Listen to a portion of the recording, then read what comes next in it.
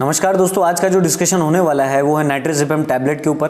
क्या इसके यूजेस होते हैं, क्या इसके साइड इफ़ेक्ट हैं और क्या प्रिकॉशंस का हमें ध्यान रखना चाहिए, उसके ऊपर हम डिस्कशन करेंगे। नाइट्रोज़ेपम टैबलेट एक प्रकार का पावरफुल हिप्नोटिक मेडिकेशन है जो कि पजेस करता है very strong sedative anxiolytical properties.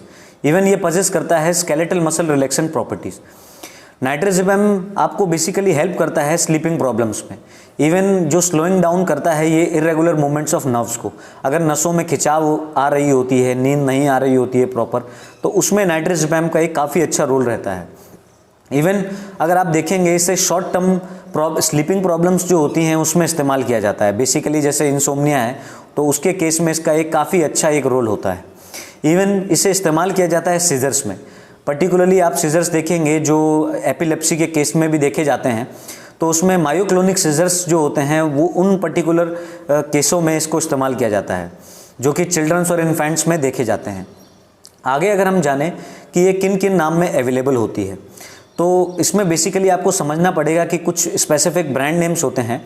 Brand names की अगर हम बात करें तो ब्रांड नेम्स में मोगाडॉन है, डॉर्मेन टैबलेट्स है, निपम टैबलेट्स है और नाइट्रोसन टैबलेट्स है। तो ये सभी प्रकार के इसके अंदर ब्रांड नेम्स होते हैं और जो इसका जेनरिक नेम है वो नाइट्रोज़ेपम टैबलेट के नाम से ये अवेलेबल होती है। इवन ये देखा जाता है कि ये टैबलेट के फॉर्म में भी है और ओरल लिक्विड मेडिसिन के फॉर्म में भी ये अवेलेबल है। ये एक ऐसी मेडिकेशन है जो आपको एक तरह से रिलैक्स फील करवाती है, एनर्जाइज फील करवाती है, बेसिकली इंड्यूस करती है स्लीप में। मीन्स जो नींद नहीं आना होता है उसमें एक पेशेंट में एक बहुत ही अच्छा रोल प्ले करती है। आगे अगर हम जानें कि क्या इसके यूजेस होते हैं, यूजेस की अगर हम बात करें तो जो हमने अभी डिस्कस ही किया कि पहला जो बेसिक इसका यूज़ है वो इंसोम्निया में इस्तेमाल होता है। तो जैसे इस डिफरेंट प्रकार की पेशेंट के अंदर टेंडेंसीज़ होती है नींद नहीं आने की और नाइट अवेकिंग हो जाती है या सुबह उठते हैं तो ऐसा लगता है पेशेंट को कि एक प्रॉपर नींद नहीं मिली है उन्हें, तो उस केस में भी इसे इस्तेमाल किया जाता है। तो इंसोम्निया में एक बहुत ही अच्छा इंडिकेटर होता है इस मेडिकेशन का। इवन अगर आप देखेंगे इसे मायोक्लोनिक सीजर्स में भी इस्तेमाल किया जाता है। मायोक्लोनिक सीजर्स एक प्रकार के सीजर हैं जो चिल्ड्रंस और इन्फेंट्स में देखे जाते हैं, तो उसमें भी इसका एक काफ़ी अच्छा रोल होता है। या इवन पैनिक अटैक्स, अगर पेशेंट को कभी कभी पैनिक अटैक्स महसूस हो रहे होते हैं तो उसमें भी नाइट्रोज़ेपम का एक अच्छा रोल होता है। इवन जो एंग्जाइटी डिसऑर्डर होते हैं, अगर पेशेंट को बहुत ही ज़्यादा एंग्जाइटी महसूस हो रही होती है, चिड़चिड़ापन महसूस हो रहा होता है एक तरह से, और तो उसमें भी एंग्जाइटी में भी इसका एक काफ़ी अच्छा रोल प्ले होता है नाइट्रोज़ेपम का। आगे अगर हम जानें कि क्या इसके प्रिकॉशंस होते हैं, प्रिकॉशंस की अगर हम बात करें तो सबसे पहले चीज़ आपको समझनी पड़ेगी, ये जो एक स्लीपिंग मेडिकेशन है या किसी प्रकार की एक ऐसी मेडिकेशन होती हैं उनका उपयोग आपको बिना डॉक्टर की सलाह के कभी भी नहीं करना है। कभी भी आप मेडिकेशन का यूज़ करें तो डॉक्टर की एडवाइस में ही उसका इस्तेमाल करें।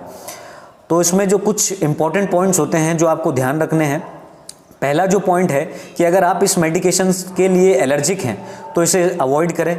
या इवन अगर आपको ब्रीदिंग प्रॉब्लम्स पहले से रही हो, हिस्ट्री रही हो ब्रीदिंग प्रॉब्लम्स की, तो उसमें भी इसका इस्तेमाल अगर आप वर्जित करें तो बहुत ही अच्छा रहेगा।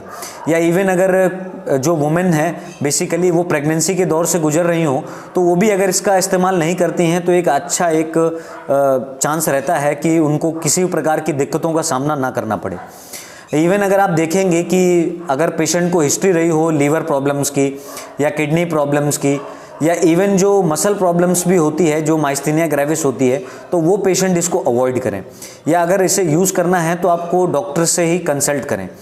आगे हम जानें कि क्या इसके साइड इफ़ेक्ट्स होते हैं। साइड इफ़ेक्ट्स की बात करें तो ये पेशेंट टू पेशेंट वेरी कर सकते हैं, पर जो कुछ साइड इफ़ेक्ट दिखते हैं उसके बारे में हम डिस्कस करते हैं। जैसे कि हेडेक है, नोजिया वॉमिटिंग है, ड्राउजीनेस डिजीनेस है, या लॉस ऑफ कोऑर्डिनेशन है, या इवन अगर आप देखेंगे कि लाइटेडनेस में भी इसे इस्तेमाल किया जाता है। तो ये कुछ कॉमन साइड इफ़ेक्ट थे। So hope you like the video. Thank you friends.